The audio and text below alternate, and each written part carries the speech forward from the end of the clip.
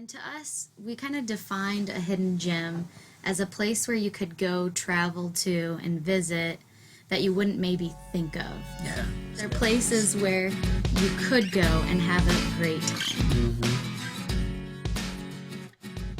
Yeah, so after traveling 32,000 miles across the country, we found a lot of hidden gems, and we wanted to share them with you. And we'd like to think that we know a thing or two about hidden gems because we're from one. So what makes Des Moines such a hidden gem? Well, I don't know. It's got a very nice, youthful feel.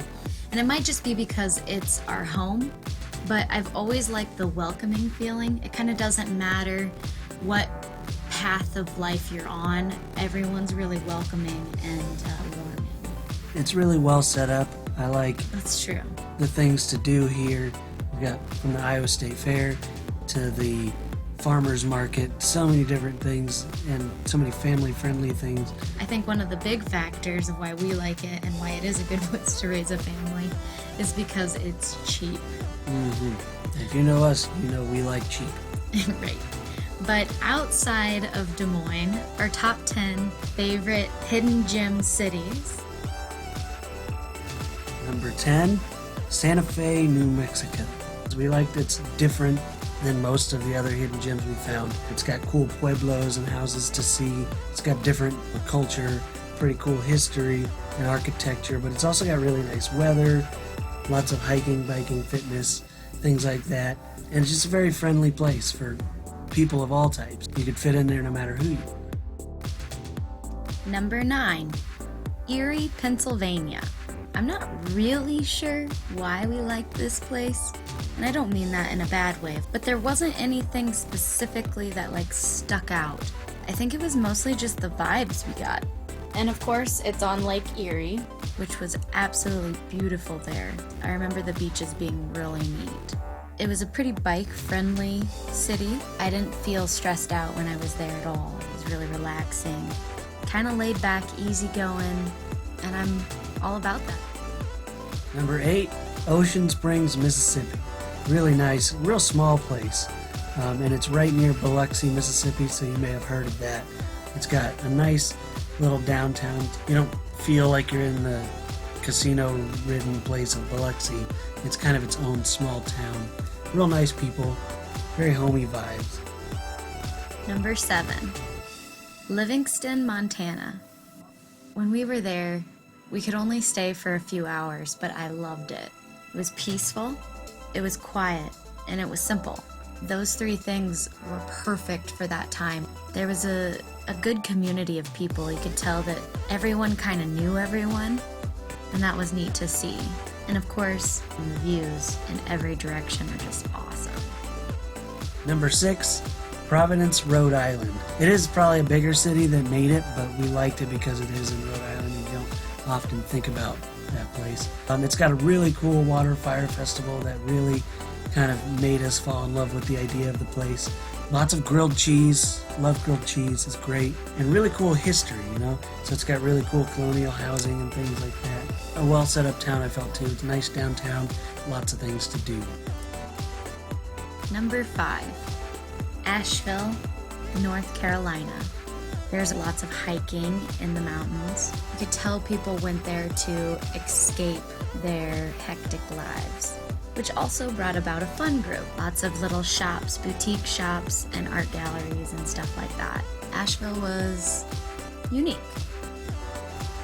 Number 4, Stone Mountain, Georgia. Just outside of Atlanta. So it was close to being a suburb, but to us it stood out on its own. Had a nice little small town feel. Obviously the Stone Mountain was really cool to go up and climb, and you could see for miles on a nice day. But also, being in the South, they had very charming people, but the hospitality of the people was very nice. It's got its own history and many local shops and cafes. Number 3, St. Augustine, Florida. My favorite part about this little town was its beaches. Much like Florida, but what St. Augustine had that the rest of Florida didn't was privacy and seclusion. There was no gigantic hotels and resorts lining the ocean. It was just cute little houses with wide open beaches for anyone and everyone but because there was so much wide open space, every beach seemed like it was your very own. Who wouldn't love that? I also liked it for his historic town. So much history in such a small space. And it was so pretty and well kept and taken care of. It had that nice southern charm. Just a quaint place hidden by all the other Florida beaches and the Florida cities and attractions. There's just little old St. Augustine. Number 2.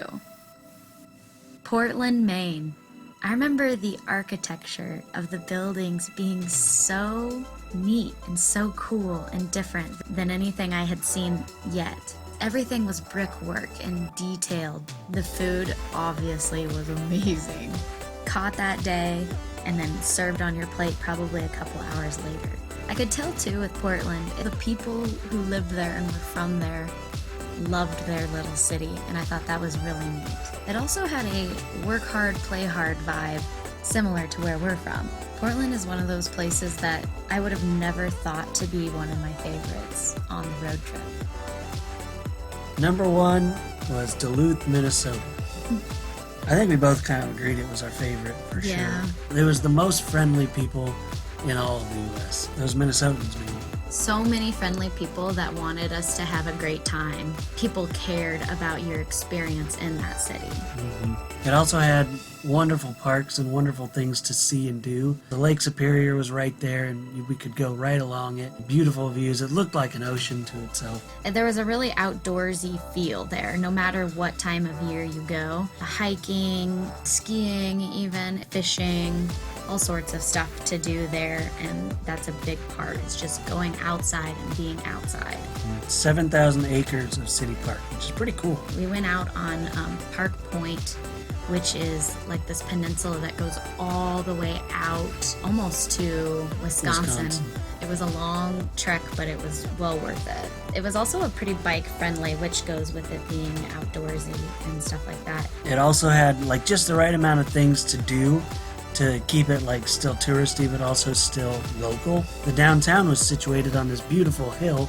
The structure of the city is like it's based on this hill that goes then down into Lake Superior, and it's just like unbelievably beautiful to look back at and to ride down. But it was very unique. Maybe if you get a chance, you'll go visit the hidden gems on your own. And if you have your own favorites that you think are a hidden gem, post them below. Let us hear what you got to say. Yeah. Also, come to Des Moines. The greatest city in the universe.